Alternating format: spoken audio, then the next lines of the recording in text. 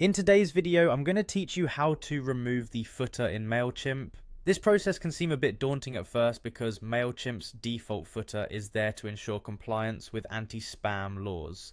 These laws generally require specific information to be present in your email footers. However, with a little know-how, you can customize or minimize the footer to better suit your brand and aesthetic while staying within regulations. Let me show you how to navigate this process step by step. First, you'll want to head over to Mailchimp's website and sign into your account. Enter your credentials and presto, you'll be taken to your Mailchimp dashboard. From there, you'll want to set your sites on the sidebar where you'll see a tab labeled Campaigns.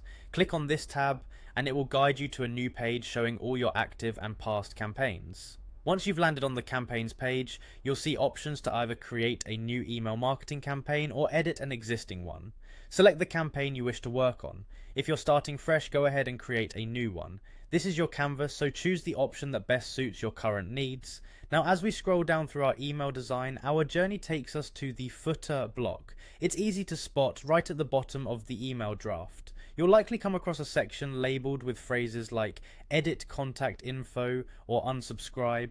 Click on these sections wherever they're visible. This is the gateway to customizing how your footer appears to your email recipients. Here you have a playground of design possibilities. You can modify various elements such as the design, font and colors to ensure they align with your brand's personality and aesthetics. While you can't completely remove the footer due to legal requirements, tweaking these elements can make it look more like an extension of your brand rather than an intrusive section. Take your time to experiment with these options until you've reached a design that satisfies your brand's visual identity and complies with Mailchimp's guidelines. Once you're happy with the way your footer looks, take advantage of the preview option. Hit the save button first to ensure none of your hard work goes to waste, and then click on preview to have one final check.